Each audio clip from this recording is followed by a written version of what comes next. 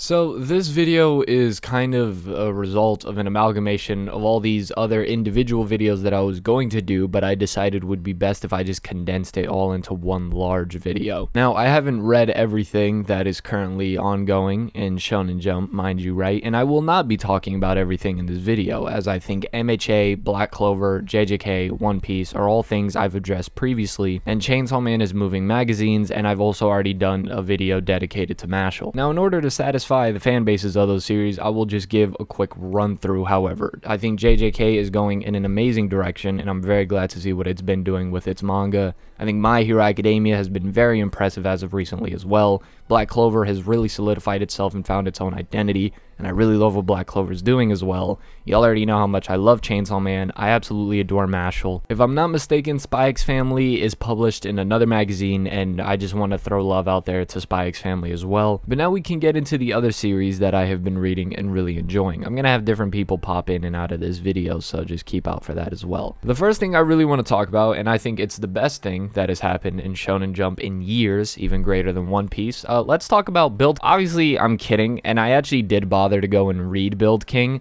And honestly, if I had to describe Build King, imagine if someone created a manga back in like 1967 and they put it in a time capsule. They just dug it up like all these years later, and they were like, oh, well, we might as well just try putting it in the magazine. It's a weird concept that isn't executed in a way that's intriguing. The composition and just the paneling is horrendous. The amount of text and exposition is nearly as bad as Hunter x Hunter, although almost all of the stuff that they talk about in Build King feels basically useless. But what truly makes this so sad and tragic is to realize that Build King almost lasted, if not actually lasted, around the same amount of time as another manga, and for that I brought along a homie to talk about Phantom. So for the segment of Phantom Seer, I wanted to get along a homie of mine who has actually talked a lot about it, from, if I'm not remembering incorrectly, Phantom Seer was like your thing, and I'm pretty sure you even recommended it to me at some point, right?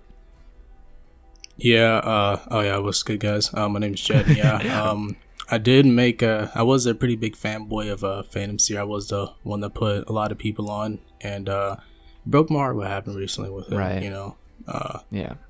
I'll say right off the bat, I think it had the makings of everything that drew people to Hell's Paradise, Chainsaw Man, and JJK. Personally, I felt like it had the potential to go up there given more time. But now, I'm not sure of the reasoning, so I'll ask you. And I'm pretty sure most people aren't sure of the reasonings as to why it got axed. Was it a sales thing, or was it like... I've heard rumors, obviously it was like a joke, but, you know, somebody like ended up with somebody's wife or something like that. Like, this is like one of the only explanations other than like sales doing poorly. I know. I feel like one of the bigger reasons is probably because, you know, it's an Exorcist manga. You know, they're exercising phantoms, and, you know, we have JJK, Demon Slayer, you know, Bone Collection, you know, that was in the manga or in the magazine. There was a lot of other exercising mangas in Shonen Jump, and I feel like there wasn't enough room for Phantom Seer, or they felt like it was gonna get I think they thought it had a potential, but I felt like they didn't think it was gonna do as good because, you know, there's JJK and Demon Slayer already in there, so like, why would people want to pick up something that was new? Gotcha, right. When they already have JJK and Demon Slayer, which are like hit selling, already about exercising demons and whatnot. I did check the numbers though, and Phantom Seer, I mean, it didn't do terrible. It did better than some of the other things that are still in the magazine, but it's still a little shameful to see it go because I really love the protagonist. I thought the artwork was super clean as well as the concept, the fights, the characters, and all of that. So, I guess the next thing I would ask you is, like, if you were to try and convince people to read Phantom Seer, what would you say is like the main attraction to it? What I'll say is the main attraction to it is I don't know. I liked Iori and Abetsu. I like how their dynamic was. You know, a lot of the time in Shonen Jump, you see these main characters who are, you know, pretty happy-go-lucky. But Iori, he was kind of like down in the dumps. Like, you know, Midoriya, he wants to be number one Asta. You know, yeah, they're very optimistic. He wanted characters. To make sure his life was. Yeah, and they always had these goals that like seemed like very normal. But he didn't really want to like be like, you know, the number one freaking shaman. He just wanted to get out of that lifestyle. Yeah. It's kind of like someone that didn't want to be there. He just wanted to get out of there and live a normal life. He didn't want to be a shaman, but he's doing whatever he can so he can get out of doing it. And another thing that I really liked about it was how the, JJK and Phantom Seer, they obviously kill these supernatural things, but like in JJK, they're made from negative emotions, but in Phantom Seer, they're based off I don't know if you're familiar with them yokais, different types of yokais. Obviously, one of the ones that I really liked was I'm gonna pronounce this wrong, Sakabashira in chapter 3 or 2.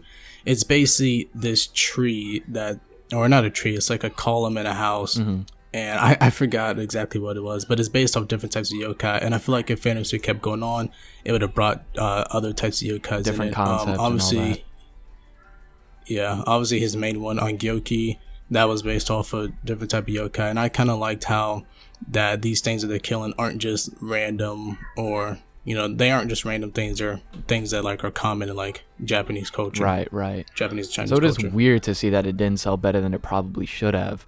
But I think Phantom Seer we can speak of, for me, is probably... I was going to do an individual video kind of talking about it being the manga that was cut from Glory, but I think it's good to kind of include in the segment of this video as the manga that we're now promoting that deserves more attention. It is only around like 30 chapters, and sadly it is finished, so I do implore you to check it out nonetheless. One thing I really liked about it was the art, of course, great, but also it had this horror type aspect behind it. You could see some panels on it. They aren't just like, JJK, it's kind of got horror, not really. It's more like depressing, but Phantom Seer just feels like if it was animated, it would just be creepy and just the eyeballs on the windows and all that stuff. It was really creepy, and I really like how it handled its horror, but also it was a big shonen type of thing. So yeah, Phantom Seer, very unique manga that unfortunately got cut short. Right. So now we can move on to one of the things that I'm going to talk about in this part of the video, and that is Sakamoto Days. So I'll be addressing that in a bit.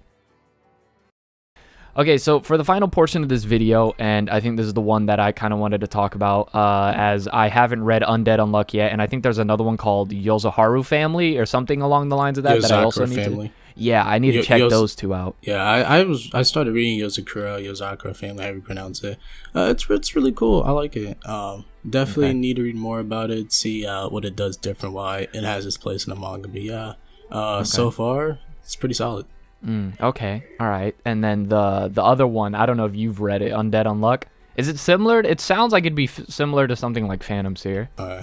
Undead Unluck is a action comedy adventure manga that basically takes place between the two main characters who need each other for what they want to achieve and then go. I'm not going to spoil it, but pretty funny. I will admit the first few chapters are a little rough to get into, but once it finds its footing, it knows how to handle itself. So yeah. Okay, bet. So the good things, we kind of talked about those stuff as well. I mentioned a bunch of stuff near the beginning. The final thing I do want to talk about is something I did a video on 6 months ago. And I said to keep an eye out for this manga because I had a weird feeling it had a lot of potential, especially now with Attack on Titan ending and this having the kaiju aesthetic, right? The big monster type thing. And I think visually it's just super eye-catching. And that's kaiju number 8. And who knows, I was right, because apparently, again, if I'm not mistaken, didn't it break like the records for like most volumes sold in a certain amount of time or something like that? Like it did something massive that was honestly kind of unexpected, but I'm happy that it's been succeeding because I think it's a pretty dope manga. I'm not fully caught up. It's been a little bit since I have read it, but I know you're fully caught up. So I guess with kaiju number 8, we can kind of talk about like its success and some of the factors because of that, and just kind of the intrigue of the story. I think it's going to be the next big hit out of all the shonen stuff that we have currently. Oh yeah, for sure. If it wasn't bi-weekly, my god, it'd be so much more popular. But for something that's bi-weekly, it's already pretty popular. And I like the main characters. I like the main character. I like the main other characters in it. I like everything about it. I like the kaijus. Obviously, if you don't know kaijus, big monsters, Godzilla, blah. Yeah, everything about it is really fun. It's a fun ride. And right now, I mean, of course, with big monsters, you expect, Attack on Titan, big humans, but it has like little similarities to Attack on Titan, but like other than that, it's pretty much its own thing. And like Attack on Titan, minor spoilers, I feel like things are gonna get a lot darker than what it is right now. But yeah, it's definitely something that you should consider check out. I feel like it's gonna be something that you'd have fun reading. So if you guys haven't started reading kaiju number 8, go ahead and read it, or you're gonna be late. Yeah, for sure. This is going to be one that once, if it gets a good anime adaptation, just like Chainsaw Man, although Chainsaw Man's already popular enough, I definitely see them being the next big face generation names, right, of the shonen demographic, right? Like, I think you had the era of MHA, Black Clover. That's still ongoing, mind you, but I think, you know, Chainsaw Man, currently JJK, and I think Kaiju number 8 is really what's going to usher in kind of like this new era for the 2020s. So I'm very excited to see what it keeps on doing with this story, and I personally love Kaiju 8 a lot. So yeah, like my homie Jet said, definitely check it out if you haven't already. But with that being said, Jet, I appreciate you hopping on this video. The link to his channel will be in the description below. And as always, this has been The Masked Man. Hope everyone has a blessed rest of the day, and peace.